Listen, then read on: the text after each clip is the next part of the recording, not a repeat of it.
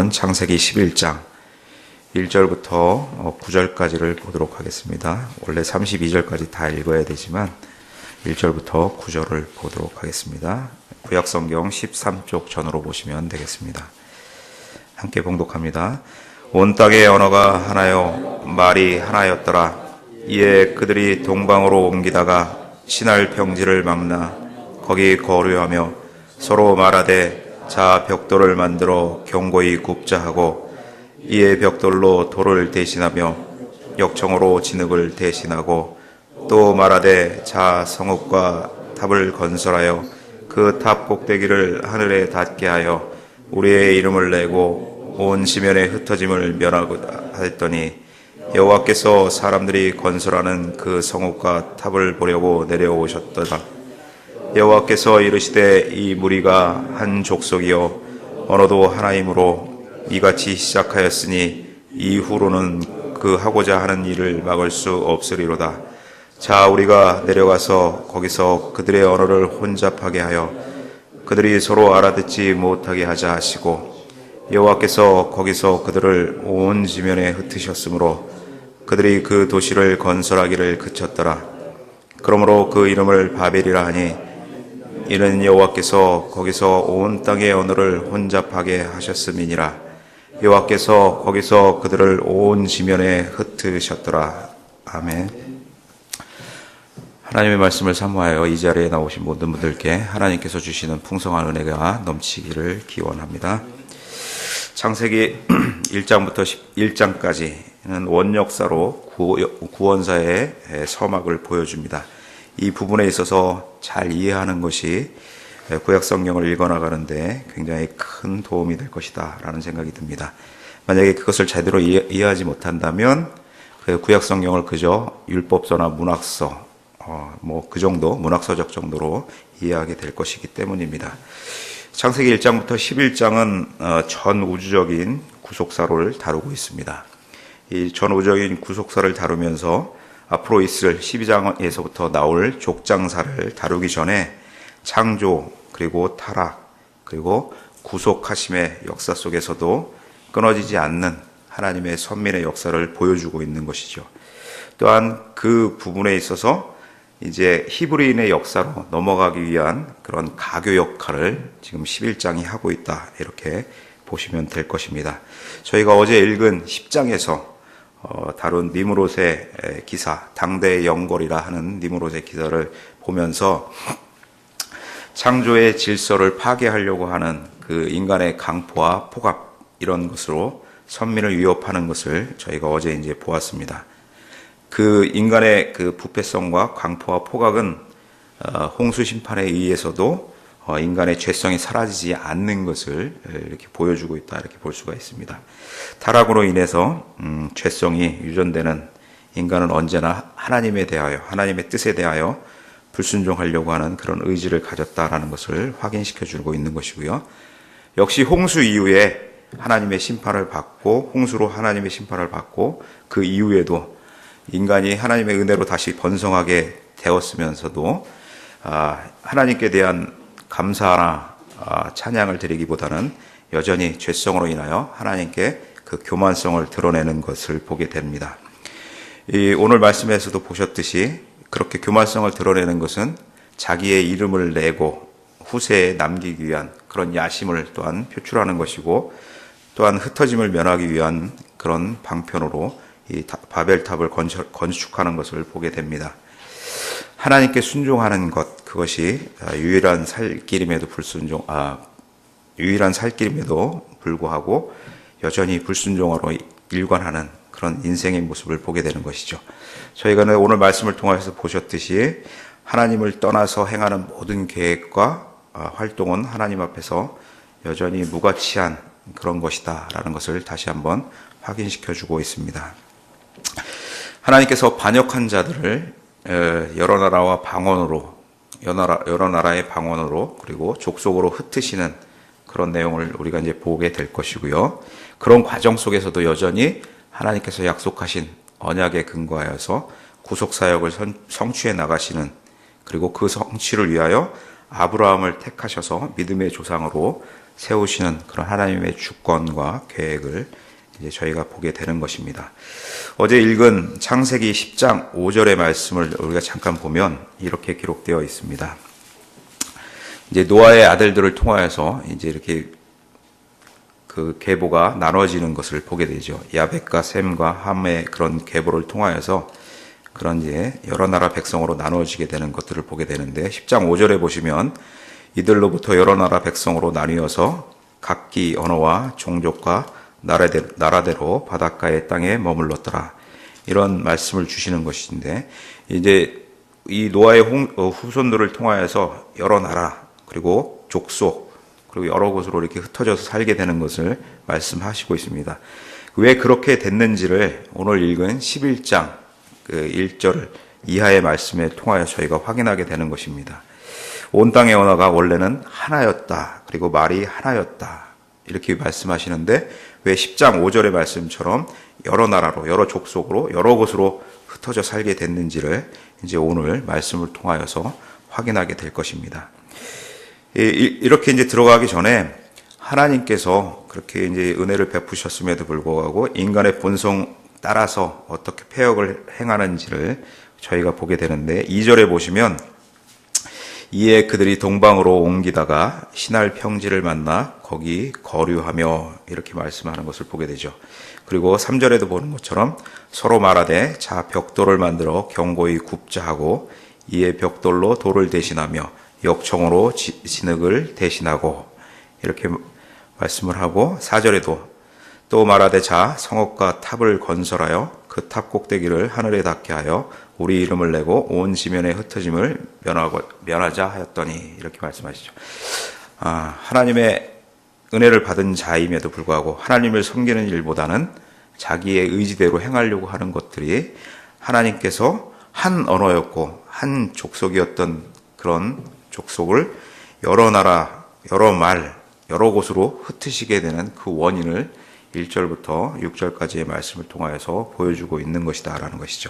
여기에 보시면 이제 동방 신할 평지 이렇게 말씀하시죠. 이제 하나님의 뜻에 따라서 창세기 9장 1절, 7절 이렇게 보시면 하나님께서 땅에 생육하고 번성하라 그리고 땅에 충만하라 이렇게 말씀하셨거든요. 흩어져서 하나님의 영광을 드러내고 하나님을 전하면서 살아라 이렇게 말씀하셨는데 오늘 말씀을 통하여 보시면 이 사람들이 동방으로 이렇게 옮겨오다가 신할 평지를 만나서 거기 보니까 사람들이 모여서 세력을 이루고 거기에서 자기들이 평안하게 살 수 있는 그런 땅을 만난 것이죠.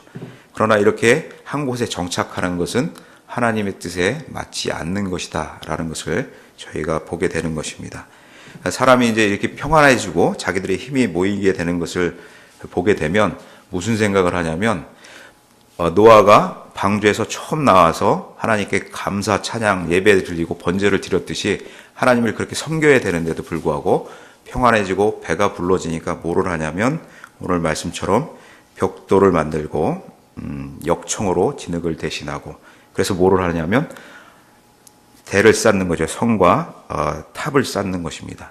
그리고 그 꼭대기, 그 탑 꼭대기를 하늘에 닿게 하자. 이 히브리인들 고대 히브리인들의 사고 방식에 의하면 이 하늘은 하나님의 권위를 상징하는 거예요. 그러니까 하나님의 권위에 대하여 도전하려고 하는 것을 보게 되고요. 이 쌓게 되는 이 궁극적인 이유가 뭐냐면 4절에 나오는 것처럼 하나님을 찬양하기 위해 쌓은 것이 아니라 우리 이름을 내자, 인간의 이름을 내자, 그리고 온 지면에 흩어짐을 우리가 우리 힘으로 만들어보자. 하나님에 대항하여서 살아보자. 이렇게 말을 하는 것을 보게 되는 것입니다. 이런 인간의 하나님의 뜻과는 전혀 다른 위반되는 의지에 대하여 하나님께서 어떻게 하시냐면 6절과 7절 이렇게 보시면 6절에 보시면 여호와께서 이르시되 이 무리가 한 족속이요 언어도 하나이므로 이같이 시작하여 그 이후로 그 하고자 하는 일을 막을 수 없으리로다. 이런 것을 어떻게 하시냐면 5절에 나오는 것처럼 여호와께서 사람들이 건설하는 그 성읍과 탑을 보려고 내려오셨더라. 하나님이 전지전능하신데 꼭 내려오셔야 그것을 알 수 있는 것은 아니죠. 그러나 이만큼 사람에 대한 애정을 가지고 그렇게 세밀하게 감찰하시는 하나님이신 것을 말씀해 주시는 것이죠. 이 폐역을 보시고 하나님의 심판을 이제 말씀하시죠. 이 하나님의 심판은 인간의 의지 그리고 그것들이 행하는 그것들의 모든 것이 무상하다라는 것을 보여주고 있는 것입니다. 그것이 곧 바벨이 그것을 증명하고 있는 것을 보게 되는 것입니다. 그래서 이렇게 하나님의 뜻에 위배되는 그런 행동과 하나님을 대적하는 일에 대하여 하나님의 심판하심이 7절부터 9절까지 기록되어 있는 것이죠. 그래서 그들의 언어를 하나였던 언어를 혼잡하게 하셔서 언어를 혼잡하게 하고 그리고 온 지면으로 모여서 살려고 하는 것을 흩으시는 그런 모습을 8절 말씀을 보게 되는 것이죠. 온 지면에 흩으셨으므로 이렇게 말씀하시죠. 하나님께서는 흩어져서 하나님을 전하며 생육하고 번성하고 땅에 충만하라 이렇게 말씀하셨는데 자기들의 좋은 대로 좋은 의지대로 자기들이 생각하는 의지대로 신할이라는 평지를 평온한 곳을 찾아서 모여 살면서 하나님에 대적하려고 했던 그런 부분에 있어서 하나님의 심판하심으로 흩으시고 언어를 다양하게 만드시는 그런 심판을 보게 되는 것이죠. 인간은 스스로 똑똑하다, 지혜롭다 이렇게 생각하면서 교만을 행하게 되는 것이죠. 그러나 그것은 하나님께 반역하는 그런 모습을 보이게 되는 것이고요. 그 반역으로 인한 심판을 받게 되는 것이 저희가 오늘 읽은 이 바벨탑 사건으로 제시되는 그런 것을 보게 되는 것입니다. 따라서 이 바벨탑은 인간의 교만에 대한 하나님의 심판의 메시지인 것을 저희가 확인하게 되는 것이죠. 인간 스스로 교만을 부려서 스스로의 파멸을 자초하는 그런 모습을 보게 하는 것입니다. 말씀을 통하여 이제 저희가 창세기를 계속 읽으면서 인간의 반복되는 실패를 확인하게 되죠. 첫 번째가 이제 에덴에서의 실패를 보게 됐고요. 그 다음에 노아 홍수 전에 인간의 폐역, 죄의 간영, 죄의 만연함을 통하여 하나님의 심판하시는 것을 보게 되는 것입니다. 그리고 오늘 또한 인간의 교만이 어떻게 하나님에 의해 심판을 받게 되는지를 보여주는 것을 보게 됩니다. 이것은 하나님에 대하여 죄를 짓고 심판을 받지만 하나님의 은혜로 하나님의 은혜의 베푸심 속에서 하나님의 섭리와 경륜을 따라서 구원 역사가 이루어져 가고 이어져 가는 것을 확인하게 되는 것입니다. 이렇게 하나님께서 구원 역사를 이루어 가시는 그런 부분을 이제 10절부터 그 나머지 32절까지 말씀을 통하여서 어떻게 하나님이 주권적으로 이루어 가시는지 선택 그 계보를 어떤 계보를 통하여 이루어 가시는지를 확인시켜 주고 계십니다. 인간의 이렇게 반역함에도 불구하고 하나님께서 언약을 이루시기 위해서 주권적으로 선언하신 창세기 3장 15절의 말씀처럼 여자의 후손을 어떤 족보를 통해서 택하시고 이어지게 하는지를 이제 보여주고 있는 것입니다. 10절부터의 말씀은 하나님의 보호하심 속에서 하나님의 복이 수직적인 직통으로 셈에서부터 아브라함까지 이렇게 전해지는 그런 구속사의 기록을 보여주는 것입니다. 이제 구속사가 아까도 말씀드렸지만 전 우주적인 구속사에서 선민의 역사에서 아브라함으로 이렇게 좁혀지면서 구속사가 이제 선택된 계보를 통하여 이루어져 가게 되는 것을 말씀을 주고 있는 것이죠. 마태복음 1장 1절에 보시면 아브라함과 다윗의 자손 예수 그리스도의 세계라 이렇게 말씀하시고 있습니다. 아브라함의 족보를 통하여서 그 아브라함의 족보 속에서 메시아이신 예수 그리스도가 탄생하게 함으로써 이제 그 구속의 계보가 이어지게 하는 것을 증거해 주고 있는 것처럼 그 계보로 오늘 말씀해 주시고 있는 것입니다. 이 부분에 있어서 여기 계시는 성도님들은 어느 계보에 어느 족보에 속해 있는 성도님인지를 분명히 아셔야 될 것입니다. 복음을 통해서 하나님의 가문에 속한 자이다라는 것을 기억하셔야 될 것이고요. 나의 믿음의 조상이 누구인지를 말씀을 통하여서 확인하게 해주시는 것이죠. 하나님의 계보에 속한 자로서 그에 합당한 순종의 삶을 사셔야 하는 것이다라는 것을 확인시켜주고 있는 것입니다. 10절부터 32절까지는 그런 계보를 통하여서 셈의 족보를 통하여 셈부터 아브라함까지 10대를 기록하고 있습니다. 이것은 노아 홍수 전에 아담부터 노아까지 10대를 기록한 그런 구속사의 역사를 기록한 것과 비슷한 방식이다 이렇게 보시면 되고요. 그 이후에 이제 데라의 족보를 통하여서 하란에서부터 가나안으로 이주하는 그런 말씀도 주고 있습니다.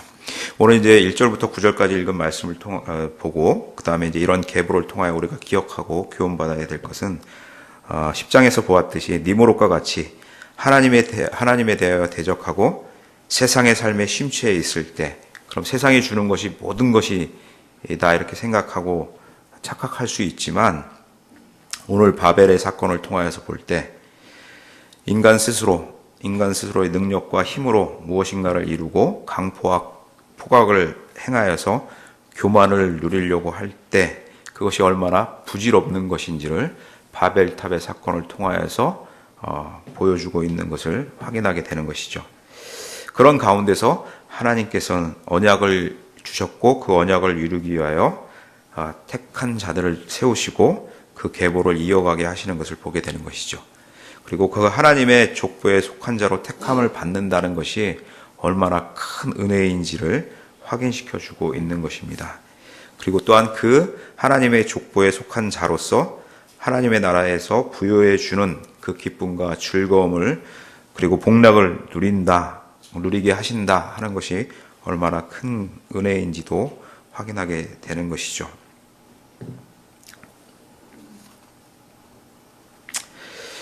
제가 직장 생활을 하면서 저도 이제 신앙 생활을 오래 해오지만 직장 생활을 하면서 제가 제 능력으로 무엇인가를 이루었을 때 잘한다라는 칭찬을 받고 연봉도 올라가고 막 그럴 때는 그것이 최고인 것으로 그 즐거움도 상당히 크더라고요. 그렇지만 하나님과의 인격적인 만남을 통하여서 하나님께서 부여해 주시는 그 기쁨이 정말 그거에 비할 것이 아니다라는 것을 체험하게 하시는 그 은혜 속에서 제가 직장을 그만두고 이렇게 이제 사역의 길로 들어섰을 때 만나는 분들이 저한테 물어보시더라고요. 옛날 생각 안 나냐고, 잘 나갈 때 생각 안 나냐고. 근데 저는 정말 감사한 것이 직장 생활하면서도 제가 원했던 것을 이렇게 이제 다 이루어 봤다라는 생각이 들은 그런 부분도 있지만 그렇다면 그것이 더 크게 아쉬움으로 남을 것이다라는 생각을 했었는데 돌아서서 이렇게 보면 하나님의 주신 그것이 너무나 컸기 때문에 그 생각이 전혀 안 나더라고요. 직장 생활할 때 상사들이나 선배나 후배들을 만났을 때 굉장히 부러움으로 쳐다보는 것. 그리고 그것을 느낄 때 정말 하나님의 주시는 그 기쁨이라는 그 복이라는 것, 은혜라는 것이 세상에 주는 것과는 비교할 수 없을 정도로 큰 것이구나라는 것을 깨달을 때 오늘 말씀을 읽어가면서 니무롯이 아무리 자기가 힘으로 어떤 것을 크게 이루었을지라도 하나님의 말씀의 앞에서 보면 심판의 대상이 될 뿐이지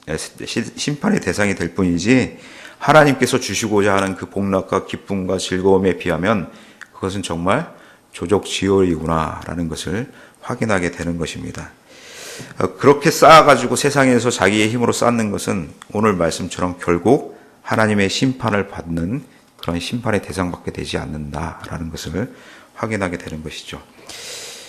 하나님의 계보에 속한 자로 우리가 주님의 보혈로 중생을 받게 해주시고 그리고 또한 성화의 삶을 살아가게 하시는 것이 얼마나 큰 은혜인지 그것을 정말 풍성하게 누리는 그런 복된 성도의 삶이 되시기를 기원합니다.